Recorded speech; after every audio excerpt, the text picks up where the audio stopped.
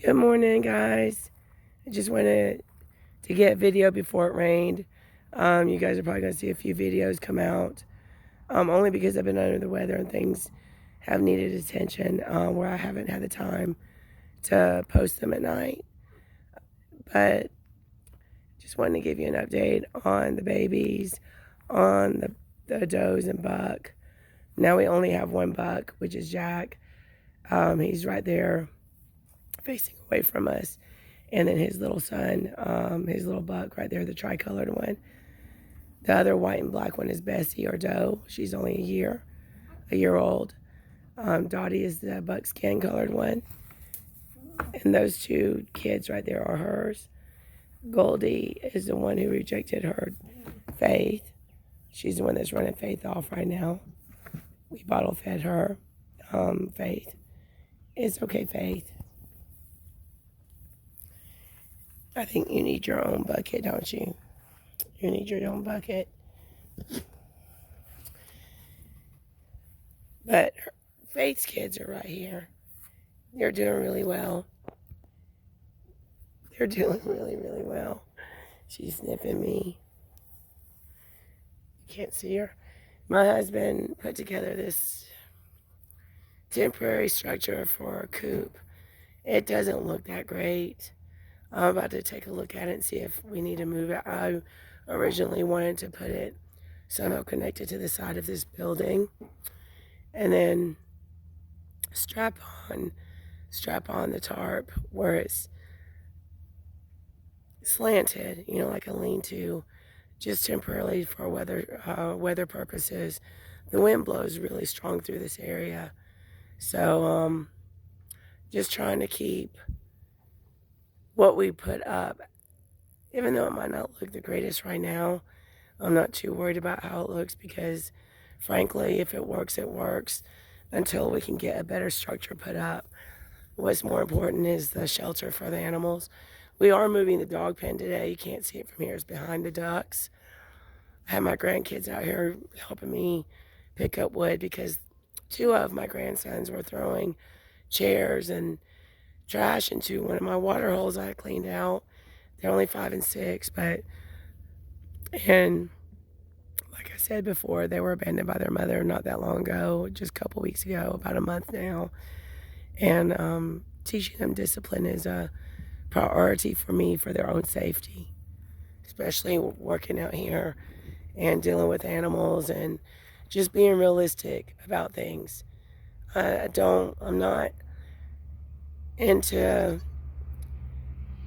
making them feel like victims. They are victims of what happened to them, but their mentality will be one that I'm working on to be an overcomer, because life is full of surprises. And if you teach your children falsehoods about, it's going to be all roses and, everything's going to work out in your favor all the time and you deserve everything, then there's no work. There's no work as far as work ethic. You know what I mean? There's no appreciation for things, no gratefulness. From what I've seen from this generation that's come up, several generations as a matter of fact, I want them to understand the satisfaction of doing something for themselves. And yes, bad things do happen, but you can overcome them through Christ. And that we still love those people and the people that inflicted the pain upon us. But although we want to be blameless, we don't have to keep walking with the same people that hurt us. We can pray for them. We can, watch over them from afar, but not put ourselves in a position to where there's going to be suffering, especially for children. I don't want them to be cold toward their mother. I want them to still love her and understand that she is their mother.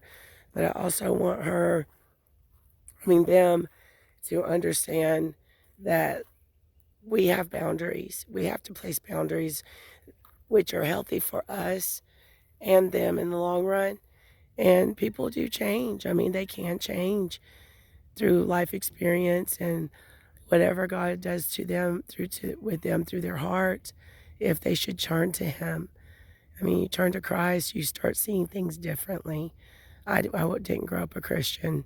I was probably the opposite of, that in a lot of ways. Really hated Christians at that time. But once I accepted Jesus, which was me on my own, reading the book, stopped criticizing it and started actually reading it. And man, changed my life. Changed my life forever. Life is better, even through, no matter what crisis comes, life is better. And I've been through it. All of you have too. You live any kind of life, any length of time. All of you could probably write a book about it.